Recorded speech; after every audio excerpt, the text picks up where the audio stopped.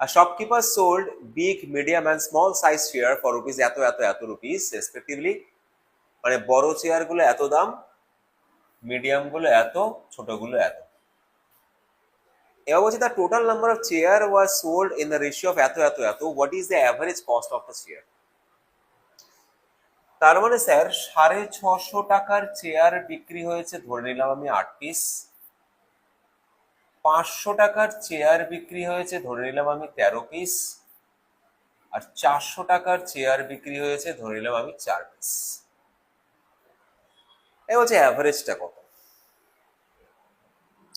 এই গুণ করবো স্যার, মাথা খারাপ হয়ে যাবে, এত পাগল নাকি? না না, এত গুণ করতে হয় না। আমরা ধরে নেব সব চেয়ারের দাম গড়ে 500 টাকা, সব চেয়ারের দাম গড়ে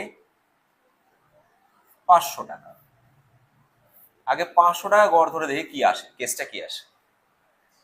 তো এখানে তো 500ই আছে, হেডেক নেই। এখানে স্যার 500 ধরলে 150 টাকা করে করে 8টা চেয়ার এক্সট্রা দাম আসছে। 500 টাকাতে বিক্রি করিনি, 450 বিক্রি করেছি, তার মানে 150 টাকা করে করে 8 পিসের দাম আমি এক্সট্রা পাবো। তাহলে 150 টাকা করে 8 পিস, তার মানে 1200 টাকা আমার কাছে এক্সট্রা রয়েছে। 500 টাকা ধরেও 1200 টাকা এক্সট্রা রয়েছে। আর এখানে স্যার 100 টাকা করে 400 টাকা ম্যানেজ হয়ে গেছে, মানে এই 1200-এর মধ্যে 400 এখানে ঢুকে গেছে, 1200 থেকে 400 এখানে ঢুকে গেছে, কারণ 100 টাকা করে শর্ট আছে। বাকি হলো কত? 800। এবার এই 800কেই তুমি 13, 8 আর 4 25 দিয়ে ভাগ করো।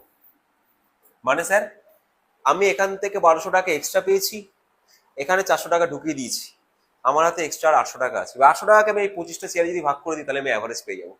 আমি অ্যাভারেজ 500 ধরে রেখেছি, আর এক্সট্রা যে এখান থেকে যেটা পাবো সেটাকে জাস্ট এর সাথে প্লাস করে দেবো। কত আসছে? 32, 532 টাকা। কোনো বড় বড় মাল্টিপ্লাই করার দরকারই নেই স্যার। আরেকবার বলি,